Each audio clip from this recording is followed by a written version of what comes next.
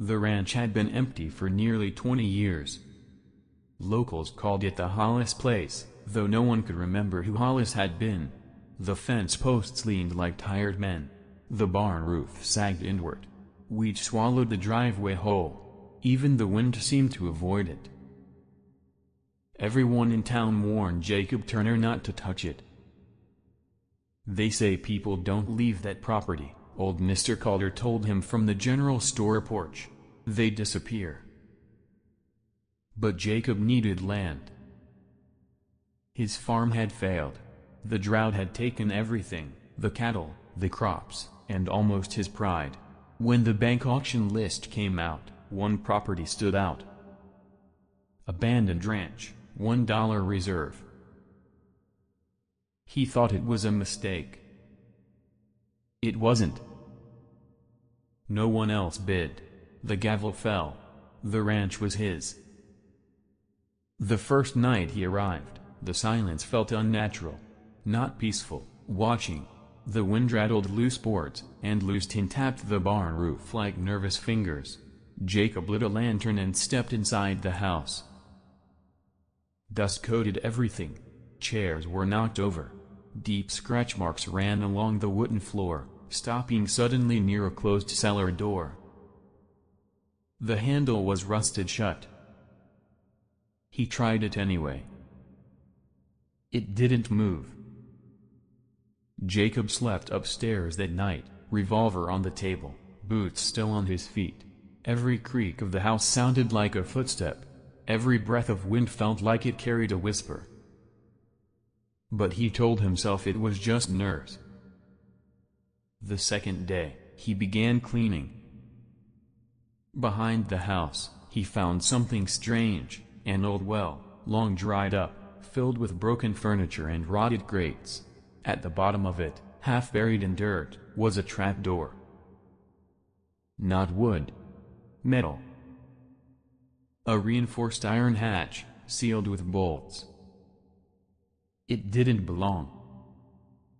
By the third day, curiosity had swallowed fear. Jacob returned with tools. He cleared the well, sweat pouring down his back. He scraped away dirt, uncovered the bolts, and hesitated only for a second before loosening them. The metal screamed as he forced it open. Beneath it, darkness. Not empty darkness. Thick darkness. The kind that feels alive. He lowered a lantern into the hole. The flame flickered wildly, like it was fighting something unseen. And then he saw it. A ladder. Leading straight down. The air rising from the hole was cold, wrong, like earth that had never felt the sun. His gut screamed at him to close it. He didn't. He climbed down. The ladder groaned under Jacob's boots as he climbed down into the earth. The air grew colder with every step. The warmth of the sun vanished above him, replaced by the damp, stale breath of underground air that tasted of rust and wet stone. When his boots finally touched solid ground, the lantern revealed a narrow tunnel. This wasn't natural. The walls were cut smooth, reinforced with dark wooden beams.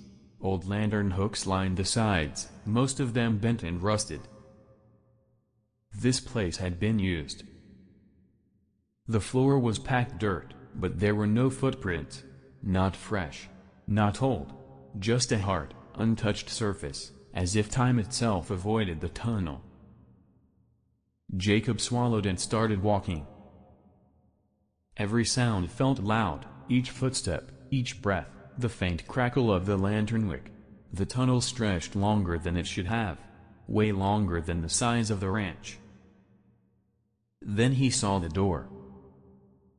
A heavy iron door, bolted into the stone wall. It was marked with scratches. Not random. Hand marks. As if someone, or many people, tried to claw their way out. Jacob's stomach turned. He stepped closer. The door handle was cold, colder than the air around it. He listened first. Nothing. No breathing, no movement. Just silence pressed so hard against his ears it almost rang. He put his hand on the handle. And froze. From the other side. A soft knock. 3 slow taps. Jacob ripped his hand away like he'd touched fire. "Hello?" he called, his voice breaking. No answer. Just another knock. 3 taps. Then 2. Then 1. A pattern. Something on the other side wasn't just alive. It was thinking. Jacob stepped backward, heart pounding so hard he could hear it in his skull. The lantern flame flickered harder, shadows stretching along the walls like long, reaching fingers. And then the knocking stopped. Silence again. Jacob didn't know what scared him more, the sound, or its absence. He turned back the way he came, nearly running. The tunnel felt tighter now, shorter somehow, like the earth itself was leaning in. He reached the ladder and climbed, gasping for air as he pushed open the metal hatch and dragged himself back into the daylight. He slammed the hatch shut and slammed the bolts back in place. His hands were shaking. He stood there for a long moment, staring at the iron cover. He told himself it was just wind. Just old pipes. Just his imagination. That night, he heard the knocking again. But not from below. From inside the house. Jacob didn't sleep that night. He sat upright in a chair, revolver resting across his lap, lantern burning low on the table beside him. The ranch house felt smaller in the dark, like the walls had crept closer while the sun disappeared. The knocking started just after midnight. Not loud. Not angry. Careful. 3 slow taps. From inside the walls. Jacob froze. The sound traveled, shifting slowly from one side of the room to the other, like something was walking inside the walls. He stayed still, barely breathing, eyes locked on the plaster as if it might crack open. Then the whispering started. Not words he could understand. Not yet. Just breathy sounds, like someone trying to speak with a dry, broken throat. Jacob stood slowly, each muscle tight and ready to pull the trigger if something burst through the wall. He moved toward the sound, step by slow step. The whispering slid toward the floor. Then beneath it. Then behind him. He turned too fast. The lantern flickered wildly, shadows snapping across the room. Nothing. But the air felt crowded. The next morning, Jacob nearly convinced himself to leave. Pack up, walk away, forget the $1 he'd spent. But he didn't. Instead, he went into town. He found the oldest place in town, a leaning, half-abandoned church. Its doors hung crooked, and dust coated the pews like untouched snow. But in a back room, he found something still alive. Records. Old land records. He flipped through brittle pages until he found the name. Hollis Ranch. And under it, previous owner, Samuel Hollis, reported missing, 1889. Jacob kept reading. Newspaper clippings were folded into the pages. Local rancher disappears without a trace. Strange noises reported from Hollis property. Neighbors claimed to hear knocking underground. His blood ran cold. This hadn't started with him. There was more. Another name. Martha Hollis, wife, missing, same year. Then one final note, written in shaking ink. Property condemned. Cellar sealed. No further investigation recommended. Cellar sealed. That wasn't just poor maintenance. That was intentional. Jacob left the church with the papers folded under his coat. On his way out of town, he noticed something worse. No one was looking at him. They were looking past him, toward the ranch. That night, the floorboards started breathing. That was the only way Jacob could describe it. Rising, lowering, like slow, shallow breaths under the wood. The knocking returned. Louder. Closer. Directly under his bed. Tap. Tap. Tap. Jacob aimed his revolver at the floor. "Stop it," he whispered. The knocking paused. And then something scraped. Long. Slow. Against the underside of the wood. He heard it clearly. Words. Not spoken. Scratched. S-C-A-R-E-D. Jacob stared in horror. The boards slowly pushed upward. Just a fraction of an inch. As if something beneath was pressing its fingers against them. Testing. Feeling. Trying to remember what open air felt like. And then the boards went still. Dead silent. The breathing stopped. The scratching vanished. Leaving Jacob alone in the dark. With one horrible thought burned into his mind. Whatever was under the ranch. Knew he was afraid. Jacob stopped pretending everything was normal. By morning, his hands were blistered from gripping the revolver all night. His eyes burned from sleeplessness. And the floorboards beneath his bed still sagged slightly, like they remembered being touched from below. He went back to the well. This time, he didn't hesitate. He opened the metal hatch and climbed down the ladder again, lantern shaking in his hand. The tunnel felt narrower than before, or maybe that was just his fear wrapping tighter around him. He followed it straight to the iron door. The scratched hand marks seemed deeper now, fresh. He pressed his ear against it. Silence. No knocking. No breathing. That frightened him more than anything else.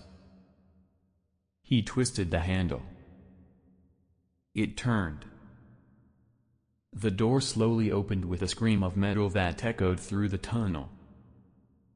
Inside was not a tunnel. Inside was a room. A square chamber carved out of stone. Wooden beams supported the ceiling. Chains hung from iron hooks on the walls. The floor was dirt, but it wasn't flat. It was uneven. Like it had been dug up, and filled in again. In the corner of the room, he saw a small bed frame, rusted springs, torn cloth hanging from it like dried cobwebs. Someone had lived down here. No. Not lived. Been kept. Then Jacob saw the hole. In the middle of the floor. Fresh dirt piled around it. Someone, or something, had been digging upward. Toward the house. Jacob slowly lowered the lantern toward the hole. The light touched something pale. Something long and thin. Fingers. A hand burst from the dirt. Jacob stumbled backward, almost dropping the lantern. The hand clawed upward, then another. A face broke through the soil, pale, sunken, eyes too wide, mouth split by dirt and dried blood. It wasn't dead. It was alive. Barely. The thing wheezed, sucking air like it had forgotten how to breathe. "Help," it rasped. Jacob froze. The face didn't look human anymore. Starved. Broken. Twisted, like the darkness had reshaped it. "Please," it whispered. "Don't lock it again." Jacob's heart hammered in his chest. You've been here?" he managed. The thing laughed, a dry, cracked sound. "Not me." Its eyes shifted past him. At the tunnel. At the ladder. Toward the world above. "It's not trapped down here. It's everywhere." Before Jacob could ask anything else, the hands released the dirt and the face slowly sank back down into the hole. Like it chose to go back. The dirt collapsed in on itself. Silence returned. Jacob staggered backward, slammed the iron door, and ran up the ladder like hell itself was climbing behind him. When he burst out into daylight, he locked the hatch and collapsed on the ground, gasping. He thought it was over. That night, the ranch house gained a new door. In the wall of his bedroom. A door that hadn't been there before. Jacob stared at the door. It sat in the wall of his bedroom like it had always belonged there, old wood, cracked paint, black iron hinges. But he knew the truth.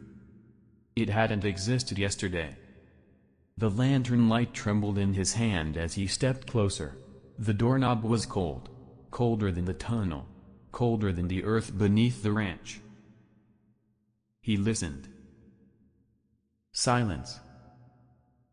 Not empty silence.